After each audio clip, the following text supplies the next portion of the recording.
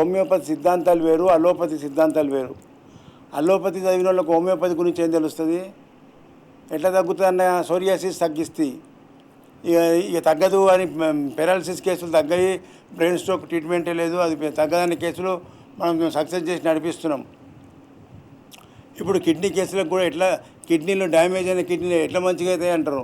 ఆ సిద్ధాంతాలు వాళ్ళకి తెలియదు కాబట్టి అట్లా మాట్లాడతారు.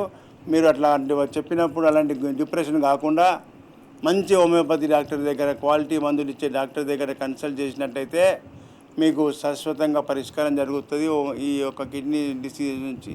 కాబట్టి అలాంటి ప్రాణాన్ని కాపాడుకోవాలంటే మేము చెప్పినట్టు పత్యాలు చేస్తూ పొద్దున్న వస్తువు తినకుండా మందులు టైంకు వాడినట్టయితే వాళ్ళందరూ కూడా సక్సెస్ఫుల్ ట్రీట్మెంట్ అవుతుంది. కాబట్టి ప్రజలారా, హోమియోపతి వైద్యంలో ఎలాంటి వ్యాధికైనా శాశ్వత నివారణ ఉన్నదని నేను చెప్పడమే కాదు, సక్సెస్ఫుల్ కేసులు మీ ముందు పెట్టి చూపించడం జరుగుతుంది. ఈ విధంగా ప్రజలందరూ కూడా మన హోమియోపతి వైద్యం తినాలి, తిన్నది అనుభవించండి రిజల్టు. ఆ రిజల్ట్ అనుభవించింది ప్రజలకు, బంధువులకు, ఫ్రెండ్స్కు షేర్ చేయమంటున్నా. ఆ షేర్ చేస్తున్నారు చాలామంది. ధన్యవాదాలు అందరికీ. అందరు కూడా మన బంధువులకు షేర్ చేస్తున్నారు.